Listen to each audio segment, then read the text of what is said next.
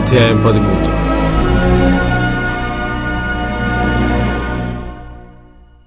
യോശുവ വയസ്സ് എന്ന് വൃദ്ധനായപ്പോൾ യഹോവ അവനോട് അരുളി ചെയ്തത്, നീ വയസ്സ് എന്ന് വൃദ്ധനായിരിക്കുന്നു, ഇനി ഏറ്റവും വളരെ ദേശം കൈവശമാക്കുവാനുണ്ട്.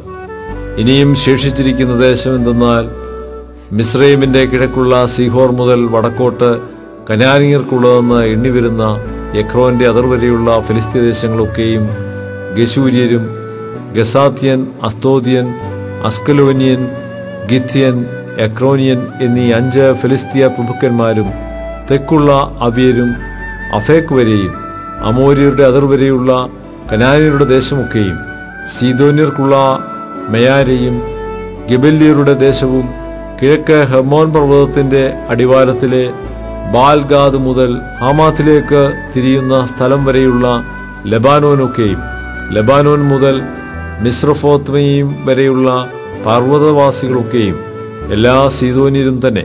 ഇവരെ ഞാൻ ഇസ്രായേൽ മക്കളുടെ മുമ്പിൽ നിന്ന് നീക്കിക്കളയും.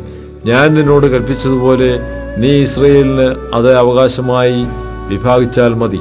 ആകയാൽ ഈ ദേശം 9 ഗോത്രങ്ങൾക്കും മനശ്ശെയുടെ പാതി ഗോത്രത്തിനും അവകാശമായി വിഭാഗിക്കാം.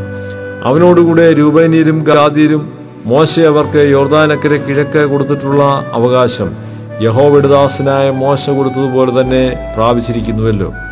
അർന്നോൻ താഴ്വരയുടെ അറ്റത്തുള്ള അരോവേരും താഴ്വരയുടെ നടുവിലുള്ള പട്ടണം മുതൽ ദീബോൻ വരെയുള്ള മെദേബാസ് സമഭൂമി മുഴുവനും, അമോനിയരുടെ അതിർവരെ ഹെസ്ബോനിൽ വാണിരുന്ന അമോരി രാജാവായ സീഹോന്റെ എല്ലാ പട്ടണങ്ങളും, ഗിലെയാദും ഗശൂര്യരുടെയും മക്കാത്യരുടെയും ദേശവും, ഹെർമോൻ പർവ്വതമൊക്കെയും, സൽക്കാ വരെയുള്ള ബാശാൻ മുഴുവനും, അസ്തരോത്തിലും എദ്രയിലും മാണവനും മല്ലന്മാരിൽ ശേഷിച്ചവനുമായ ബാശാനിലെ ഓഗിന്റെ രാജ്യമൊക്കെയും തന്നെ.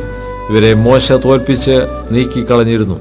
എന്നാൽ ഇസ്രായേൽ മക്കൾ ഗശൂര്യരെയും മക്കാത്യരെയും നീക്കിക്കളഞ്ഞില്ല. അവർ ഇന്നുവരെയും ഇസ്രായേലിയരുടെ ഇടയിൽ പാർത്തുവരുന്നു. ലേവി ഗോത്രത്തിന് അവന് അവകാശവും കൊടുത്തില്ല. ഇസ്രായേലിന്റെ ദൈവമായ യഹോവയുടെ ദഹനയാഗങ്ങൾ താൻ അവരോട് കൽപ്പിച്ചതുപോലെ അവരുടെ അവകാശമാകുന്നു.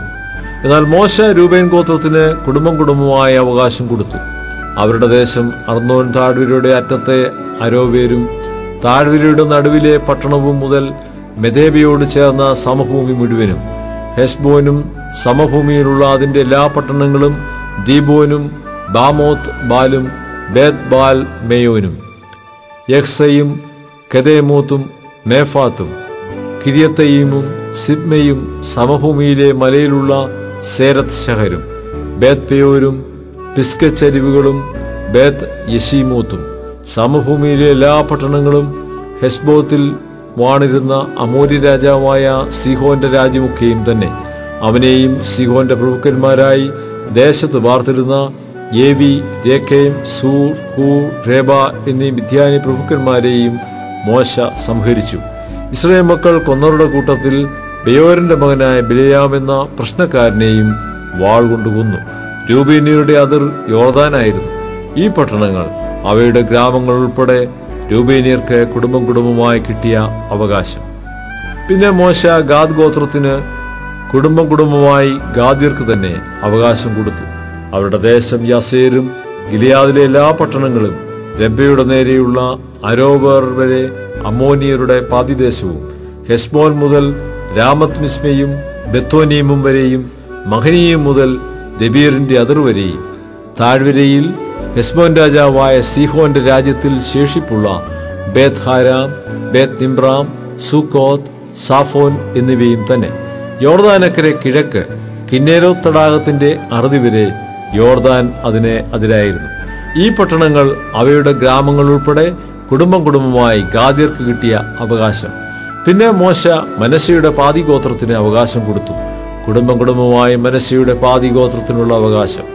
അവരുടെ ദേശം മഹനീം മുതൽ ബാശാൻ മുഴുവനും, ബാശാൻ രാജാവായ ഓഗിന്റെ രാജ്യമൊക്കെയും, ബാശാനിൽ യായീരിന്റെ ഊരുകൾ എല്ലാം കൂടി 60 പട്ടണങ്ങളും, ഗിലെയാദിന്റെ പകുതിയും, ബാശാനിലെ ഓഗിന്റെ രാജ്യത്തിലെ പട്ടണങ്ങളായ അസ്തരോത്ത്, ഏദ്രയി എന്നിവയും തന്നെ.